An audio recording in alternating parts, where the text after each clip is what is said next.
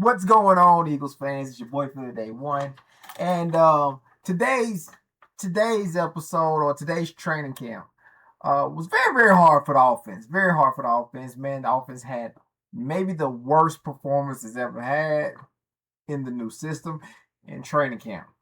Um, is we're gonna talk about the Jalen Hurts' performance and the reason for why the offense was bad, in my opinion. We're gonna talk about Tanner McKee, Andy Dalton had media day where they talked to the media, and Tanner McKee said something pretty interesting to me that I'm gonna share with y'all in the video. Uh, AJ Epinesa. I'm telling you, I might be tearing that dude name to pieces. AJ left the Cleveland Browns, and he actually left the Cleveland Browns on bad terms. Coming to the Philadelphia Eagles, he's very excited, and he says he's very healthy, which we need right now with some of the injuries, some of the excused absence and stuff like that. Since we're on injuries, man, Cooper DeJean left the field, ran off on the field, had something going on with his arm. It's very minor from what I'm hearing. Is super minor from what I'm hearing. I wouldn't be surprised if he didn't practice. He didn't practice again. But it's minor. It's one of the things where they probably just be taking precautions, safety precautions, more so than anything. We're gonna talk about that too. While we're talking Cooper DeJean was actually on. He came in the NFL's top 100, and he was kind of high. Cooper's kind of high, which I believe, man. I believe Cooper DeJean is probably one of the top players at his position. But we're gonna talk about that in the video. Offensive linemen look very healthy, and they had a special guest that came in today, which we're gonna pull up the footage on it, and somebody that the Eagles know very well. So it's not somebody who don't normally drop by. This guy can't stay away. While we talking injuries though, Smitty, and then I said Wiggs, didn't I? Yeah. Mekhi Lemon and Devontae Smith was both out with hamstring injuries. I am told it's not a big deal. The way they're walking, I got videos of them while they're moving around in practice, and it don't look like the hamstring is prohibiting them from walking. But they were at practice; they just didn't participate in anything. It was like a safety precaution. What else we got? Okay, the offense. The offense did some pretty good things, man. But for the most part, it was down. I have reason to believe too. While we talking about the offense versus defense, I have reason to believe that a lot of people kept talking about go get a safety, go get a safety, go get a safety. I think we're so good at safety, man. I think I said this earlier before OTAs that we're so good at safety. We got so many options at safety, like good options at safety. So, and these safeties, it's kind of been like the best. It's kind of even. They're way better than I believe them to be coming in. Now, I wouldn't say that they're better than the secondary, the corners, but it's right there. They neck and neck. It's right there. So look, let's go ahead and get into the conversation.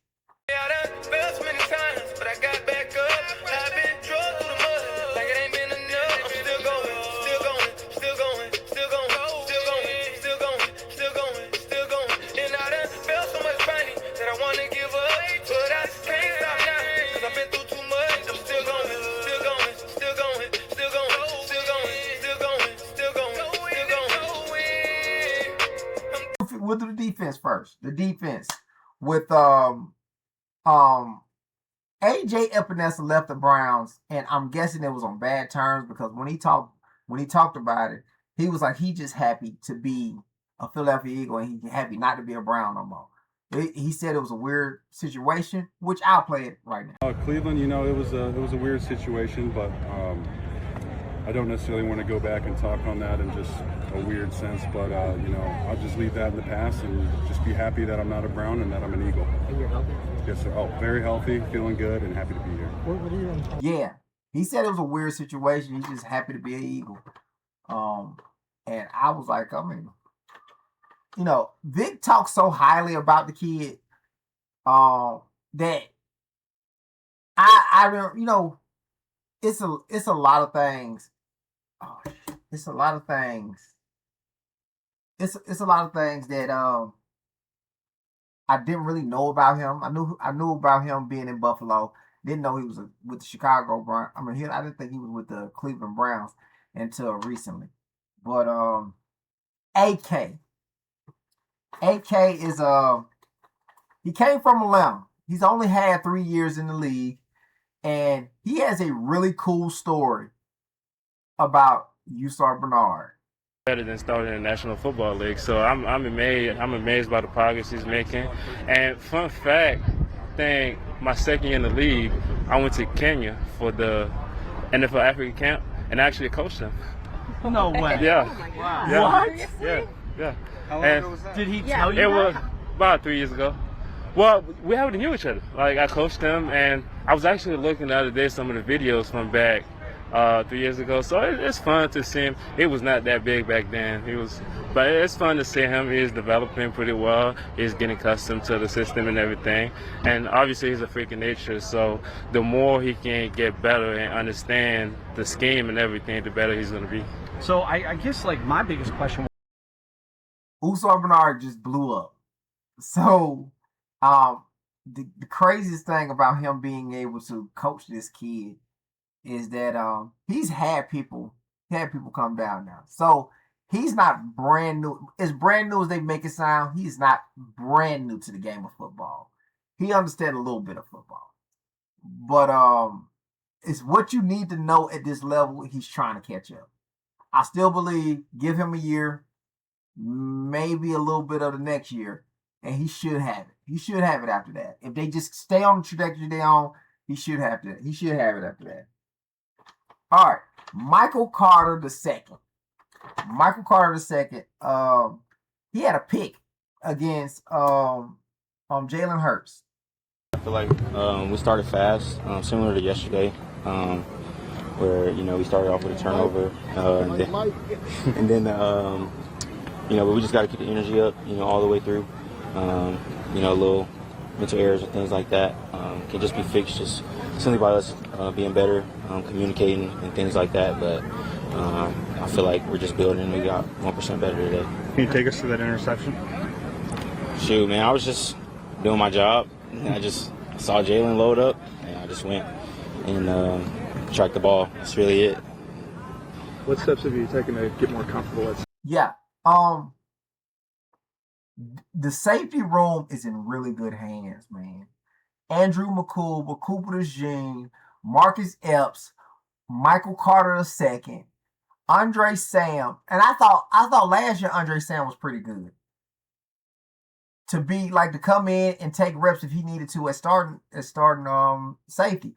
But we have 5 safeties that I'm very comfortable with. 5 that I'm very comfortable with playing the position. Andrew McCool showed so much flashing. He showed superstar safety like flashes last year before the injury. And I only think he's going to get better because now he's being vocal. He's getting people lined up. Michael Carter II said that Andrew McCool is kind of coaching him up at the safety position. And I just think Michael Carter II was kind of, it should be an easy transition because he's so good in zone. And there's very few times where safeties are going to go and play man-to-man. Very few times. So he can do everything that he did in the slot, only he don't have to play man-to-man. He'll match, but that's a little different from man-to-man stuff. He's in one situation, somebody run across him, then he'll play. But I think we're really good at safety. Really good. This secondary is so good. And they just gonna and then we're gonna find out how good they are when we get that first game. But they're really good. Just on paper, they're really good. All right. Cooper DeJean left off the field with an arm injury. Like I said, it's not that big a deal, but they're just trying to safety precautions. And he dropped right in the NFL's top 100 at 38. He dropped at 38, and I think that's warranted. One of the things that I seen in the top 100 was people talking about how well he tackles, and it didn't really hit me until they said it. He does tackle very well. Like Derrick Henry knows he tackles well, and I had to take that shot. I had to take that shot real quick, but he tackles so well. When Cooper DeJean comes downhill, it's like a missile. He comes down like a missile, and he very rarely misses the tackle, which I love about his game. He can cover, but he very rarely misses those tackles. Okay. Tanner McKee talked about in the media day about, he said the running backs really love this offense. And I'm thinking because they got design plays to them, and they got these they got the zone, the stretch zone running stuff. So it bodes well for a running back.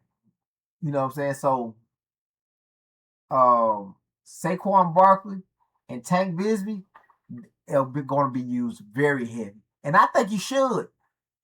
We got two top. I think we got two top dogs. Tank Bigsby can go somebody else's team and be the number one back.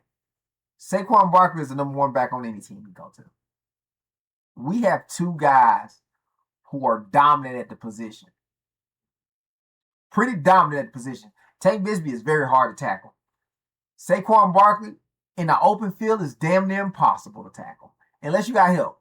But to scheme stuff open for them, it'll do everything that A.J. Brown used to do for us off the catches. The yak. You get a lot of that if you're passing the running backs, giving them running back screens, getting them one-on-ones with linebackers.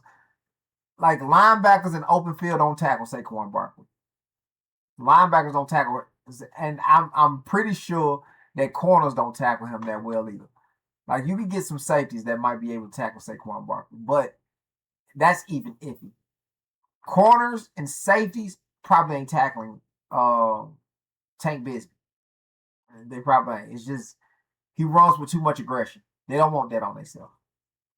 So it's a great scheme. It's a great thing.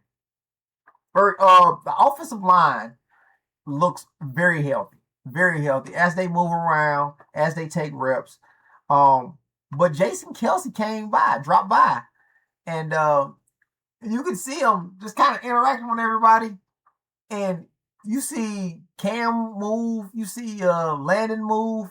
They look fresh. I think Landon did his media day yesterday, and Cam did his today. I want to say that. And one of the things they both were saying is, I'm fresh. I feel good. I move good. I'm fresh. One thing about this offense, that run game gonna be good because we got the guys who need to be fresh. You know, so I have no doubt in my mind the run game is back. Whatever you call is back. 2,000 yards. 2,000 yards. That's kind of a stretch. No, you know, you can get 2,000. I think with Saquon Barkley and this offensive line, I believe we can do 2,000 yards again. But to expect it is kind of crazy. You know what I'm saying? In my opinion, it's kind of crazy. Let me know what y'all think, but in my opinion, I'm not going to expect 2,000 yards, but high, like mid 1,500 yards, like 1,500 yards, I think can be accomplished by Saquon Barkley and this offensive line healthy. Like I said, Smith and Mekhi Lemon was injured, which took a big hit on this offense. Jalen Hurts today was 6 for 19. It was horrible. It wasn't really his fault. Didn't have a lot of weapons, guys. He didn't really, and I think they had 8 penalties, 8 flags. So he threw a touchdown to Hollywood Brown, which was called back because of it was illegal formation. He had illegal formation flag that brought back Hollywood Brown's touchdown.